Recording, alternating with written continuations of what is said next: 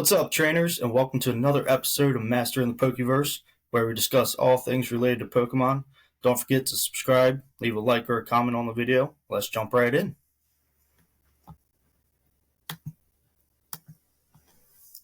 Alright, so today we're going to be talking about collecting versus investors. So collectors and investors. So Trey, with that being said, define who you would say Pokemon card collectors are. Like, what is their main purpose with this hobby, and what does that mean to you? So my viewpoint on collectors is they're in it for the passion of collecting Pokemon cards. They really love collecting. They like when they pull a card, from a pack, they get a hit from getting a chase card. They really are all about community. They're about okay. You're good.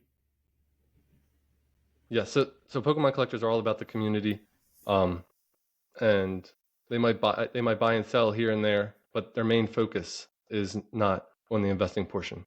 They might make some money off selling their cards, but that's only if they get doubles, and they want to make some extra cash to buy more Pokemon cards.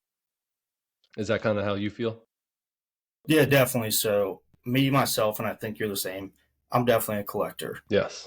So what that means is, yeah, don't get me wrong. I've sold some cards, ones I didn't exactly care about, but a lot of times when I do, and I've mentioned this before, I always sell a little bit below market because to me, I want to give back to the community. That's what I'm And about. just because you sell doesn't mean you're an investor. You're Yeah, not exactly. buying cards and holding them, waiting for the price to go up just to make a little money. Yeah, so fair point, and we're gonna deep dive into that shortly too. Is yeah, just because you sell cards doesn't mean anything. It's the people who are only opening packs to turn around and sell the cards.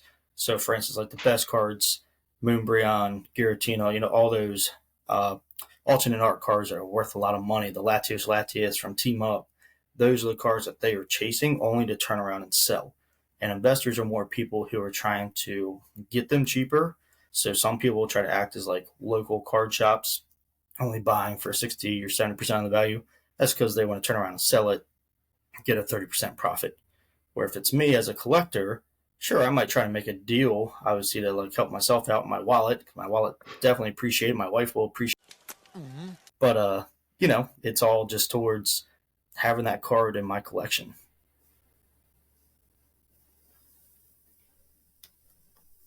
So, Trey, what would be some tips that you would give collectors? I know we're going to deep dive into a lot of different aspects, but just kind of off the top of your head, what do you think is probably one of the most important trainer tips? Trainer tips for just getting the cards you want? Yeah. Or yeah, just focusing on the cards that you want. I guess a way not to get, not to overpay, just kind of like what we were talking about in the last video with the card show. What's going to help them stay in the game. So the best thing for collectors to do to get a really expensive card is to find somebody who has that card and doesn't want it anymore. At least, so go to your local card shop. Look, sometimes they have good deals, but a lot of times if you go to the matches, if you go to the local card, the leagues, a lot of people there are trading cards as well. So if somebody usually people bring their trade binders to the leagues. So if you have a card and you can just say, hey, I'm looking for this card. Do you happen to have it? They might say yes, and they might trade you for a couple cards. So instead of money out of your pocket, it's just some cards that you had extra of and some cards that he had extra of that you're trading for. Yeah, I fully agree. That and just don't jump on the first card that you see. Or sorry, I shouldn't have said the first card, but the first time you see the card somewhere, shop around just like you do for deals on anything else, a car, furniture or whatever. You look on Facebook Marketplace, look around a little bit, and just I know everybody wants a certain card as soon as they can, but just give it a little time, it'll come. Also, don't buy the cards as soon as the set comes out. The cards are also going to be way more expensive. Wait for it to cool off some. Because like right now with Twilight Masquerade. Yeah, the Suicune from Crown Zenith, the alt art from Crown Zenith. When it first came out, what was it, like 50 or 100? Was it $50? I think it was around 40 or 50. Yeah. Yeah, and then I think you bought it at 15 or 20. I think it is now. I think I bought it about half that, so Okay. 25-ish, and Yeah. then I ended up pulling it like 2 days later, which was And sweet. that But a lot that happens a lot to people. same thing You with the think you're not going to Pikachu get from it. That's It. Yeah, you think you're not going to get it because you open so many packs, and then okay, you give in and buy it, and then next next pack you open, oh, there it is. The game knows, man. But hey, what's better than one? Two. And in that case, you could turn around and sell one if you wanted to, because now you Yes, have two and get a little money back to go get more packs or whatever you want. that and or use it as trade fodder. Yeah, honestly, a lot of times I actually try to hold on to my cards to trade rather than sell. When I need the money, I'll definitely sell. Just get the extra monies in my pocket, or if there's something else I want to buy. But yeah, trading works out a lot. So Yeah, I'd say you get more that's always bang my for your first buck. option.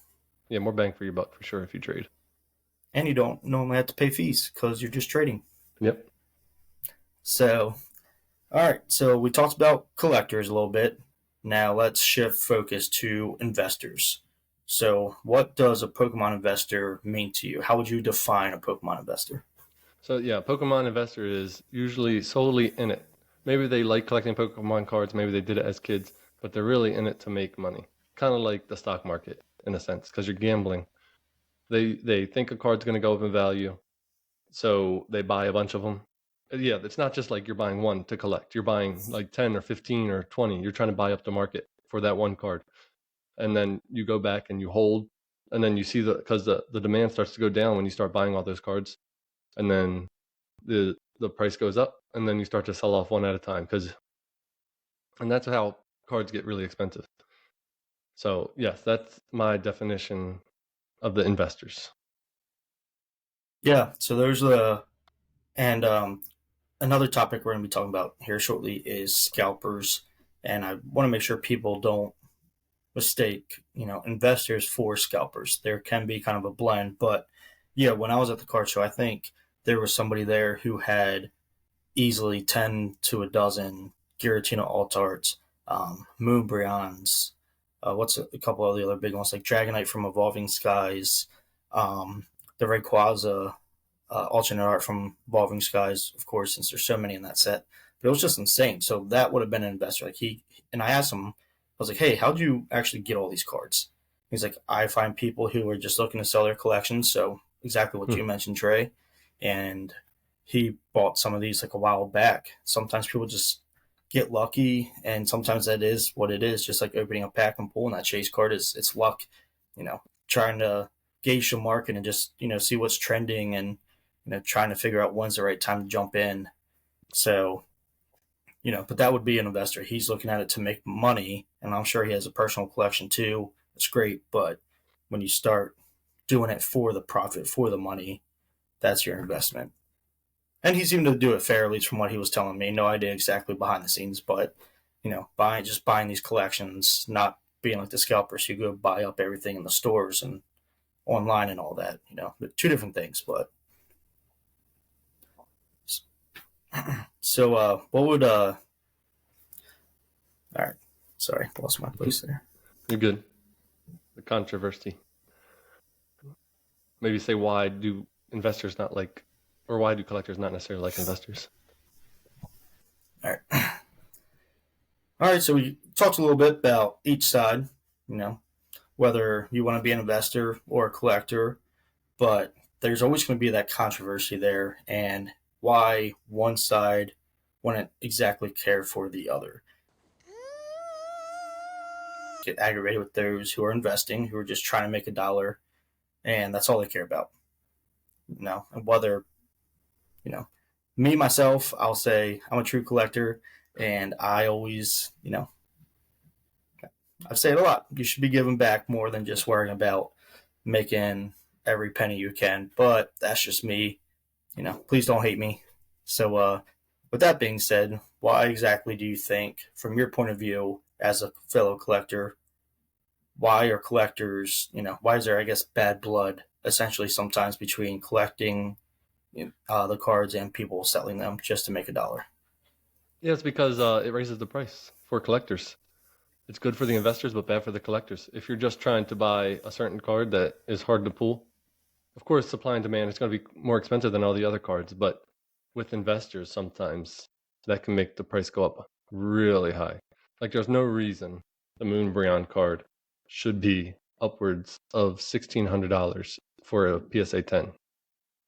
Also, graded cards, also, investors are really interested in graded cards because a PSA 10 raises the value almost double a lot of the times.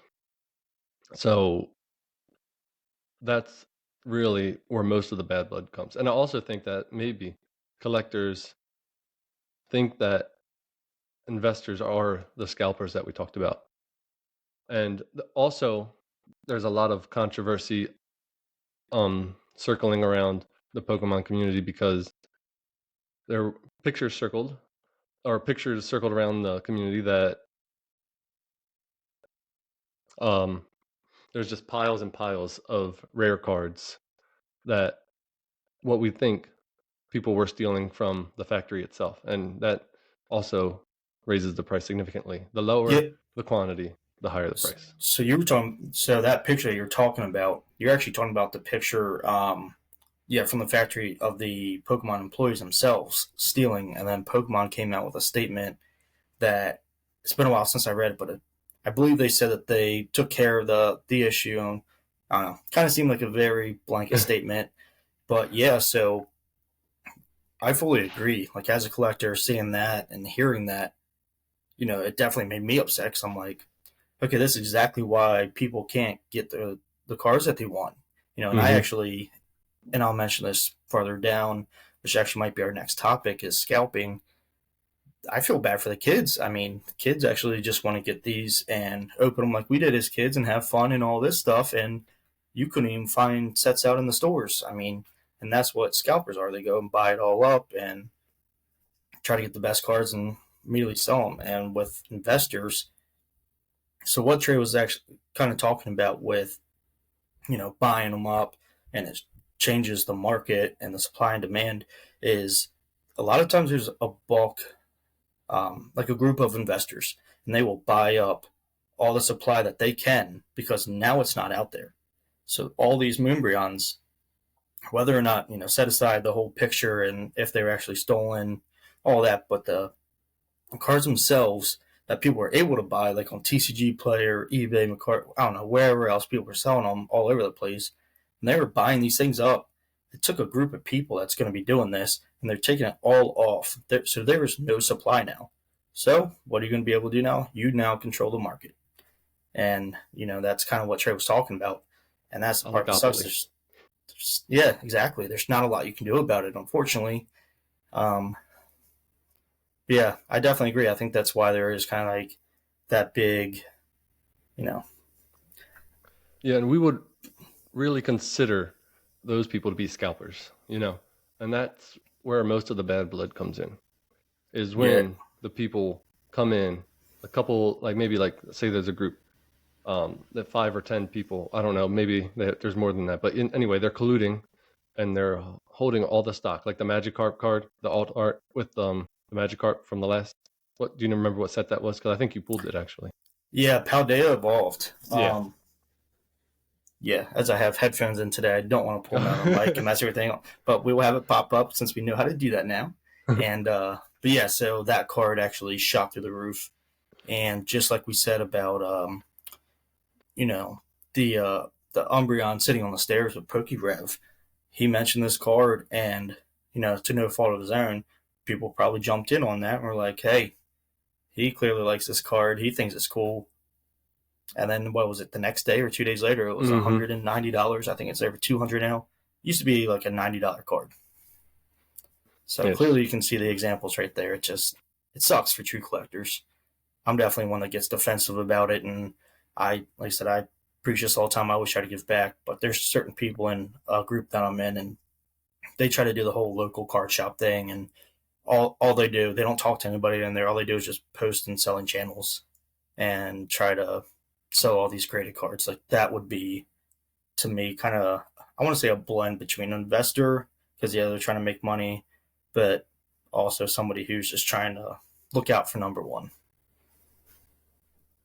And there's So kind of, yeah, you're right. There's kind of a blended as well. There's collectors slash they could be a little bit of both worlds, where they're really investing, but they say, hey, I see this card at this local card shop. That's not really reflecting current market price. So maybe I'll pick it up and pop it on TCG Player and sell it for make a couple dollars here real quick.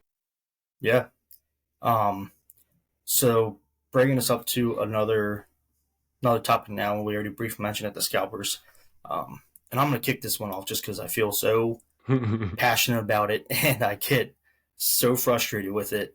Is this scalping? It's there was I went to I think it was Walmart or Target, and I went the day a set released. I couldn't find anything. I think I found like two cup blister packs or something. That was about it. And I found some other stuff, and I went and checked out. And I try to like only get a couple items at a time because I do, even though I know somebody could come right behind me and buy it all up. I try to at least have that mindset of hopefully somebody who really wants it will come behind me and they will be able to buy something. So when I was checking out, this lady was checking me out and she was like, "Yeah, I don't understand this whole Pokemon craze." She's like, "There's a couple guys, she's like, and they're adults, like grown men. They know the delivery schedule of all these trucks." And I That's think it was crazy. like on Thursdays or something. I can't remember what she said and who like the delivery trucks were, but they would hit Target and then they would go to Walmart because Walmart was right across the street, and then they probably hit another two or three stores. So it was so bad that they would literally follow the guy in at 9 a.m. or whatever. They would stand in the aisle, and as the person was loading them up onto the shelves, they're already right there, and they're literally just taking it right back off the shelf. So that's scalping. Yeah. They are taking everything that they can find and then guarantee they're going to go try to sell it for double the price, especially when it first comes out, which is why we've mentioned this in a few videos now. Be patient. Wait. It's frustrating. I get frustrated. And But also pre-order. Yeah. yeah, and pre-order if you can, but just give it time. Twilight Masquerade, as I briefly mentioned, just came out Friday. Yeah. So on Friday, I know there's cool cards, definitely some full arts and things like that. They're probably all going to be marked up right now. Just breathe, relax. It's going to print more, so don't worry about it. Yeah, you don't need to finish your set on the first day. You don't need you can wait a little bit, wait a month. All the prices should, in theory, come down most of the time. Unless of course people find a card that they don't know was going to be popular, and then all of a sudden for some reason it becomes super popular, then it goes up in price. And Yeah, but a lot and of the cards that people know or think are going to be expensive, they're you can buy them at a premium right now.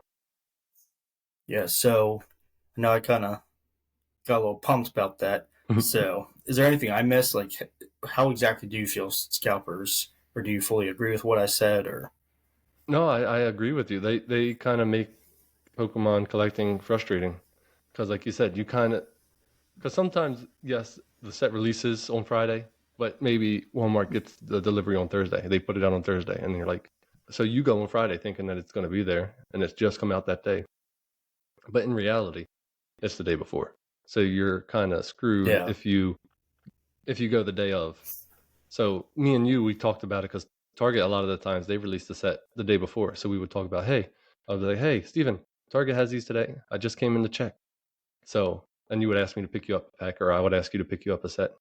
So that's kind of the difference. Scalpers, really nobody likes scalpers, even investors. And at least from yeah, my perspective, at least from my point of view, because even so cards that scalpers have, they go up and buy everything. The investors can't even get those cards either for a decent price. yeah. And again, like I said, we've both have talked about this. There is definitely a difference between scalping and investors. And we don't like scalpers. Investors are fine, Yeah, but like scalpers we can say it's a no-no. yeah, you can, you know, go somewhere else. What did he say? That, but so for instance, I have some sets like 151. For instance, I bought a couple and that I'm leaving sealed. Like that would be an investment for me. Like down the road, maybe I would sell one, or I'm gonna open it down the road. I'm not sure what I'm gonna do with it yet, but there's certain things I'm leaving sealed because they might jump up in price. and you invest in certain things, just like the stock market, that you really kind of believe in. And that's what, just like all these people who were smart enough and old enough at the time to invest essentially in base set, Yeah. fossil, aquaplus, all those like old really cool sets that are now 16,000 plus for a booster box. Nobody knew it was going to happen, but you never know when. Yeah, I was only like 6 when Pokemon card collecting really became a thing. So, Yeah, I think yeah, I was, I guess, for around like 8, give or take. was 99 when it came to the US, or was it 97 when it came to the US? It was 97, I'm pretty sure. And Okay. if we're wrong, just let us know. But Yeah. yeah, it was right around there, so close enough. Yeah, so I would have been, right around 8 years old. But unfortunately, these things happen. It's just be, you know, be smart and just, use your resources. Always ask questions to people that are into it. You can even, there's a lot of helpful threads online too. You can find Facebook groups, and and as far as, yeah, mainly just going back to the whole scalping thing, and I keep repeating it, but just be patient, know what you want, and just make sure you're looking around, because it will be there eventually. If you're looking 10 years down the road, then yeah, you're going to be stuck with the price pretty much because it's so old. But all this modern stuff, all this new stuff coming out, it'll be there. All right, Pokemasters, as we're wrapping this video up, we want to do something kind of fun to build off, that video we did with guess who's that Pokemon and do a random questions. Who's that Pokemon? And then I'm going to ask you a question, Trey, that you have no idea what it is. So let's see if you can think quick on your feet. So what's your fun fact for us? Yeah, so my fun fact today is going to be that Rhydon, although it's number 112 in the Pokédex, is actually the first Pokemon ever created, the first Pokemon ever designed. So that's why it kind of takes a foothold in a lot of the first gen games, is because it was the first one designed. According to what was his name? The designer for the Pokemon, Ken Sugimori. According Pretty to good him, pronunciation, by the way. thank you. So according to him, his first design was Rhydon. That's pretty sweet because I would have never guessed that, honestly. Like, I figured it would have been one of the big three, Charizard, Blastoise, or their, the pre-evolutions of them. Yeah, well, it kind So of makes that's, sense because Rhydon's kind of basic, so it kind of makes sense that it's kind of like the first one. yeah, that's fair. But I would have never guessed it either. If you would have asked me, I No. would have said, yeah. Yeah, I would have said maybe probably. Pikachu. Oh, that's a good one. Yeah. Or maybe even like Ditto, just because it's just a blob. Like, something simple and be like, all right, you just walk down the street and you see a blob in the street and you're like, But all right, that's a good fact. So this isn't going to be a crazy question, but I get asked this a lot, and it's like asking what you want for Christmas or whatever holiday you may celebrate, and never know what to say, or even like your birthday. Like, what do you want for your birthday? I don't know. But if you ask, or if nobody asks me, I could think about 10 different things. So with that, Trey, what would be your ultimate chase card if you could go buy any card right now? Money didn't matter. What would your chase card be? It's funny that you've been talking about this because I've been thinking about it for a while. Just the Latios team up card that you were discussing earlier. It's kind of funny that you said that. Because Made that I've way been too looking easy at it. for you. Yeah, you did make it a little too easy. The Japanese version is actually a lot cheaper than the English version. It's funny how that works that way. Yeah. But the English version is right around $700 raw. So Yeah. a So little pricey. expensive. But It yeah, is. if I could get anything for Christmas, I think that card just looks so cool with the oh, that's a terrible heart. But Yeah. You with a pronounce heart. better than you do a heart hand. Yeah, I can say I've never done the heart hands before. That was my first time, and I am very sorry. Yeah. Thanks. Now everybody's going to run and not watch us ever again. All right. That's a fair card, though. It is a sweet card. All right, well, I'll just kick it back to you since you had time to think about it. What would be your ultimate chase card? So mine's actually going to be pretty easy, and this actually because I was just on Rare Candy's site looking at an auction that's coming up, and as you can tell by our logo, there's Lugia in it, and Lugia is one of my top favorite Pokemon. So I really would love the Aquapolis Crystal Lugia. It's just such an amazing card. It has nothing to do with like how expensive it is, because there's a lot of cards I love that are cheaper, but I just love Lugia. I love the design of it. I think it's so cool, like all the sparkle and the stars behind it. So that would definitely be my chase card. I'll probably never have it, but it's okay. Maybe one day if I'm ever rich and win the lottery or something, I'll buy it. But until then, it'll be my dream to chase. All right, thank you, trainer, for joining us and becoming one step closer to becoming a Poke Master. Don't forget to like and subscribe, and join us next week for our new video. Take All care. right, see you, Steven. Bye.